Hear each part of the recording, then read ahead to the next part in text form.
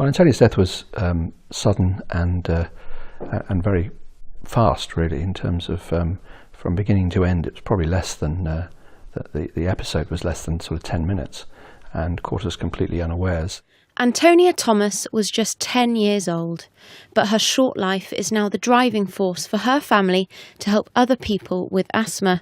Over the last 4 years, we've started to build Antonia's legacy, but we're just at the beginning of that. And I think the race across America really marks another turning point in our life with Antonia since she passed away. From Corsham to California, this is the team that's ready to take on the 3,000-mile race across America. They'll cycle across 12 states and some pretty harsh terrain. Leading the group is former Bath and England rugby star John Hall. I, for one, are not very good in the heat, so I think that's going to be a really tough challenge. But we've got to go across. We've got to go over the Rockies. There's about 170,000 feet of climbing, which is equivalent of 6 Mount Everest as we go across the states. And we've got the Rockies, and we've got the Appalachian Mountains, which are nearer the finish. So it's going to be tough, and apparently there's some hurricanes around as well. That challenge follows a study which showed that nearly half of deaths could have been avoided with better routine care. It also suggests that both doctors and patients could take asthma more seriously. I think in Antonia's case we can't turn the clock back, and all we're really asking and praying for is that some of the work that we're now putting into better understanding, better education, better research will have a better outcome for asthma sufferers today. Antonia's family hope that their work can improve the life for millions of sufferers across the country and hopefully one day find a cure. Eleanor Roper, BBC Points West.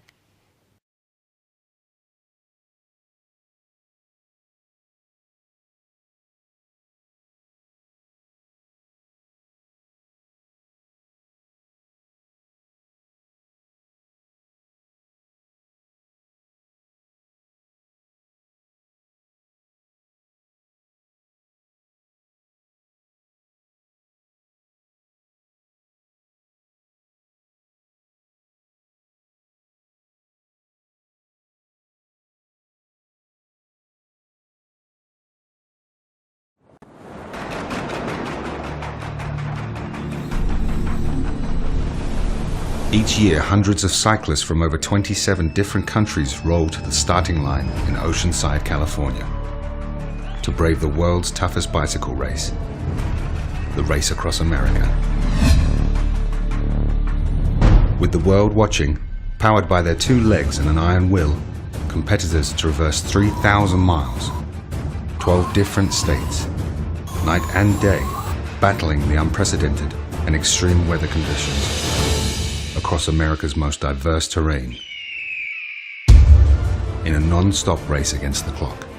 Starting from the beaches of California, traveling America's back roads around the bends of Route 66, in the hot, dry desert, over the peaks of the Rocky Mountains, spanning the long Kansas plains, crossing the mighty Mississippi River, past battlefields of the Civil War, through the rolling Appalachians, and finally to the dockside finish in Annapolis, Maryland, all in about a week.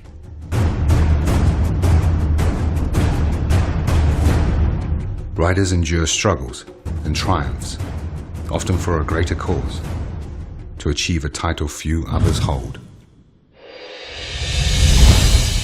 Ram Finisher.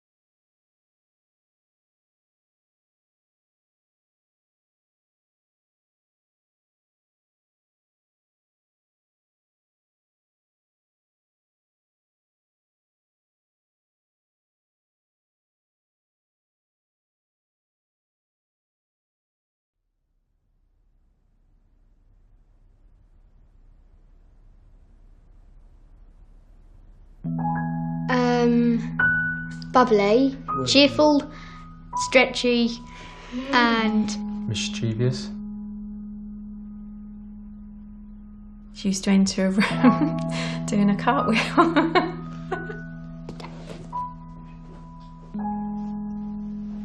she was really good at gymnastics, and she used to win lots of competitions and things.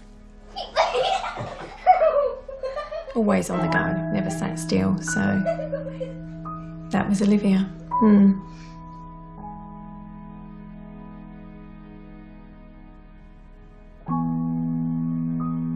That morning it was Red Nose Day and she'd had a lot of involvement at school.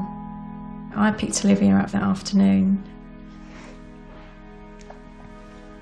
She was lagging behind you, wasn't she? Yeah, I was talking to Max and she was kind of slightly behind us.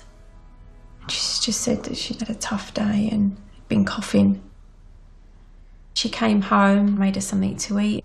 And that's when we said, I think you should go to bed, you're really tired. When I went into her room, she was on all fours on the bed. Her breathing was laboured. And I just said to her, just stay where you are. I'm going to go and put your medication in my bag. We need to go to the hospital. I remember looking up to the top of the stairs and she was standing at the top of the stairs. And then that's when I noticed her lips were blue. But then she just passed out in my arms, and then that's when we put her on the floor to try and perform CPR.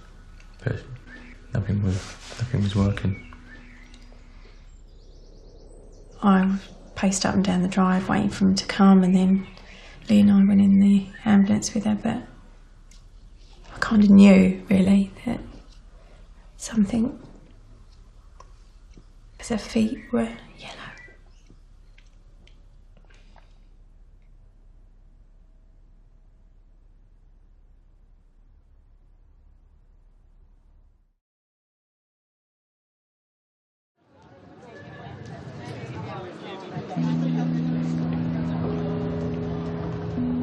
Hi Sam, thank you for inviting me along to the centre today. It's my pleasure. It's really lovely to have you here, and I'm sure the scientists are very much looking forward to meeting you. Friends and family have raised a lot of money for Asthma UK over the last year.